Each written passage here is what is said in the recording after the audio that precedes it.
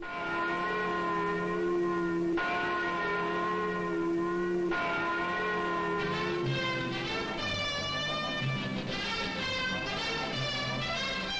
Screen News Digest is presented to school students by the Pacific Gas and Electric Company. PG&E, providing the energy California needs to keep growing. Natural gas for homes, business, and industries. Power from falling water. Gas and oil-fueled plants. And electric power that comes from the atom.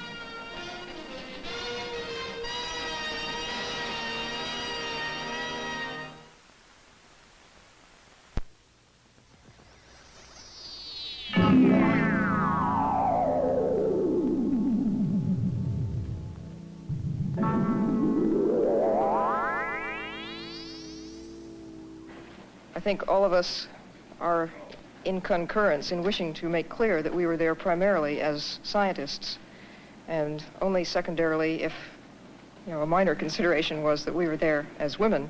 If we're going to try to develop and grow animals in the ocean to feed the people and the overpopulation problem, we have to know how to grow them and what they depend on. As an ecologist, I'm very concerned about community structure and interrelationships among the animals down there. We could have never obtained the same amount of information in 2 weeks period working from the surface. It would have taken us at least, I would say, half a year. Tektite in general was great, and as everyone said, we all want to go back again. For the aquamaids in Tektite, too, like the astronauts in Project Apollo, the mission begins with a preliminary period of intensive training. Instructors explain the complex support systems that will sustain them during their fortnight at 9 fathoms. Dr. Sylvia Earle, Alina Schmont, Peggy Lucas, Dr. Renata True, and Ann Hartline. These are the female aquanauts in the pioneering project.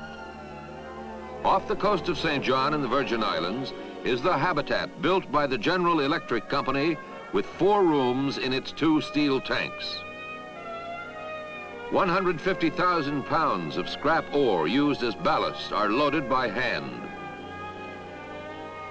Underwater, divers work on the life support cables that are to provide the habitat with oxygen, fresh water, electrical power, and direct communications with a command van on land.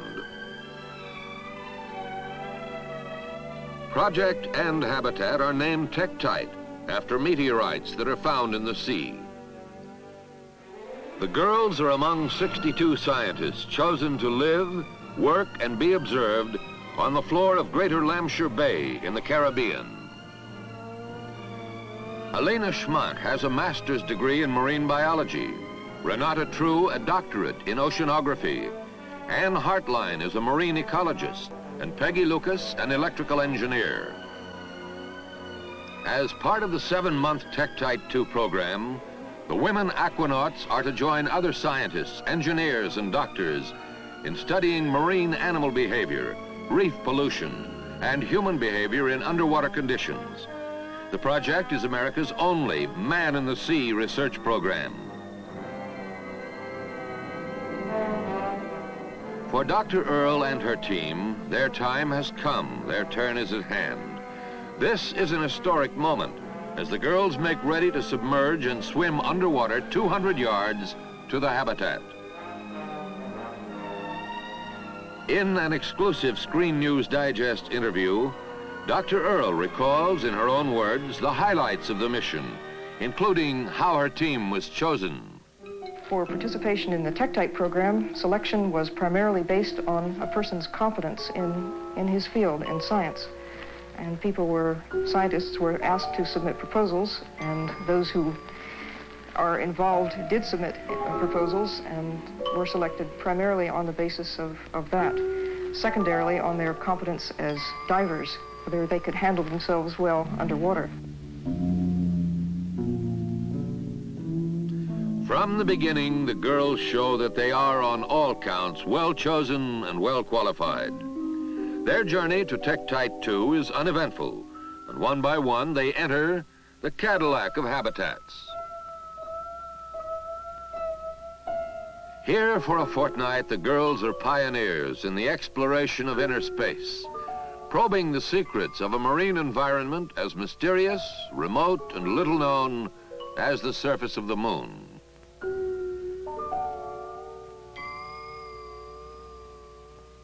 And so they settle down with all the comforts of home: TV, radio, hi-fi, refrigerators, stove, and wall-to-wall carpeting. The habitat is, in a sense, an aquarium in reverse, where fish swim by and observe human beings.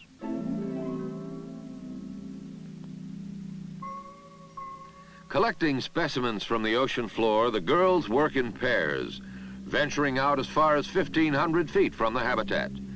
And to keep from getting lost, they carry compasses and listening devices that home in on directional signals from Tektite 2.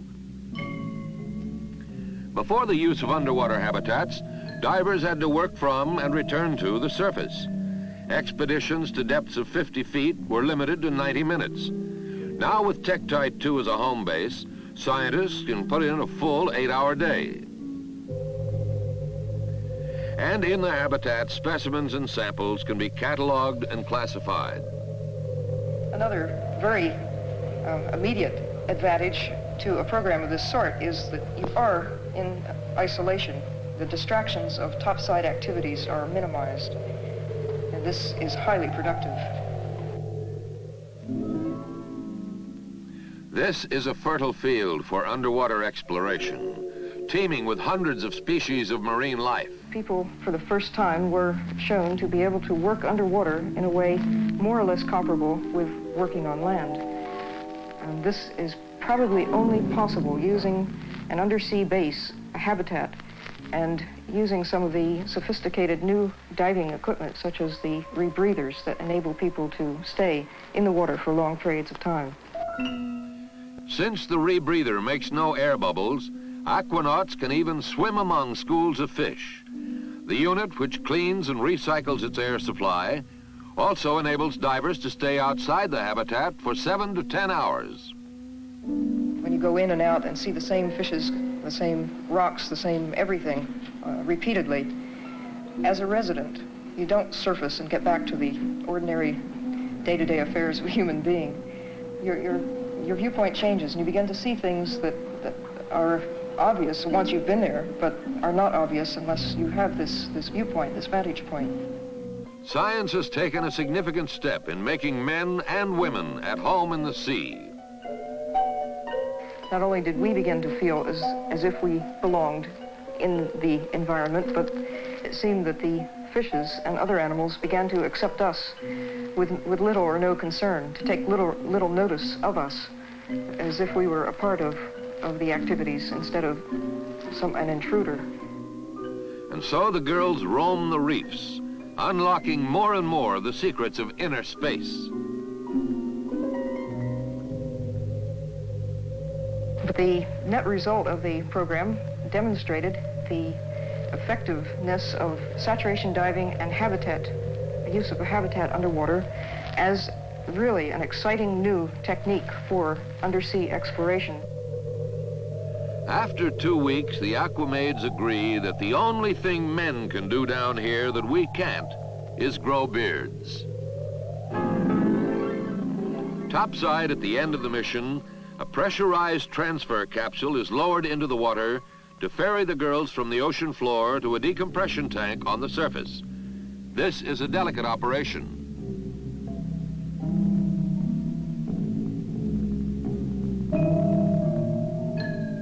For at a depth of 50 feet, the girls have been breathing a mixture of 92% nitrogen and 8% oxygen. A too rapid return to surface pressure will cause the nitrogen in their blood to bubble up like soda water in a newly opened bottle.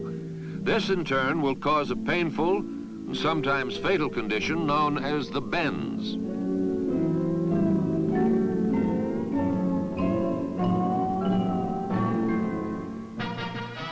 But for Dr. Earle and her team, the journey topside is as uneventful as the rest of their historic mission. The Aquamaids have returned to familiar sights and surroundings, and from inside the transfer capsule, Alina Schmont signals that all is well. The 5 girls are all inside the capsule as it is mated to the decompression chamber. They will remain inside for 20 hours as their nitrogen-saturated bodies are returned to sea level pressure.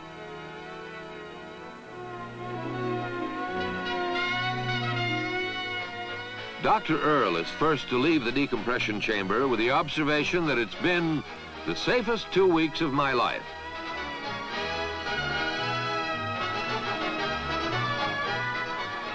Officials of the Interior Department, which coordinated the project, are on hand to greet the world's first women aquanauts.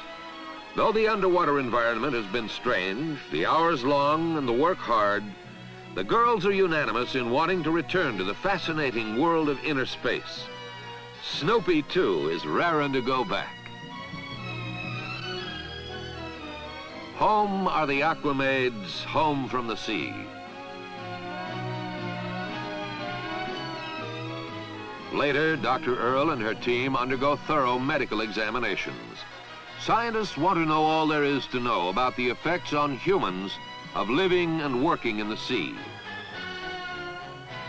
When the tests are completed, the results show that one and all are A-OK. Months later in California, Tektite 2, the Virgin Islands, and Greater Lampshire Bay are just memories as Dr. Earl, wife and mother, plays with her daughter Elizabeth, 10, and her son Richie, 8.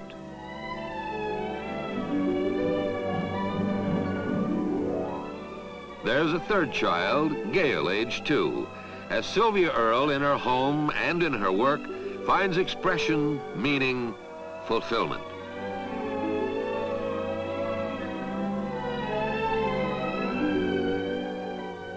In her study, she has time to analyze many of the specimens collected in Tektite 2. Her work, and others like it, hold great promise for a world whose population is expected to double to 6 billion by the year 2000.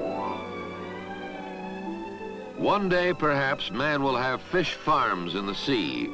The fish, kept in pens and fed concentrated foods, will be raised from fertilized eggs to maturity.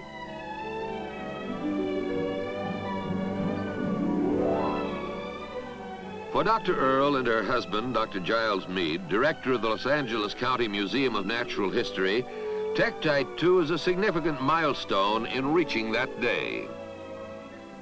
And though Tektite 2 is ended, plans for Tektite 3 are already underway. Looking to the future, Dr. Earl says, The future for such programs is exciting indeed. The applications for the use of underwater habitats as a technique for industry, certainly for science, as well as many other practical applications, undersea farming, for mining.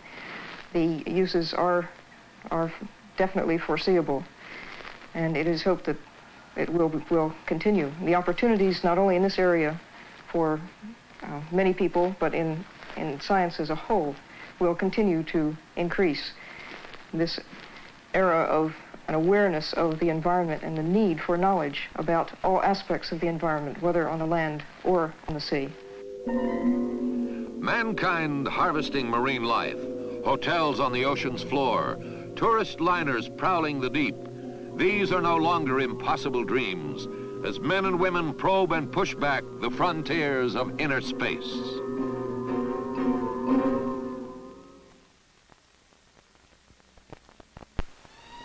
The Screen News Digest has been brought to you by your friends and neighbors at Pacific Gas and Electric Company, PG&E, providing natural gas and electric power for the homes, businesses, and industries of growing California.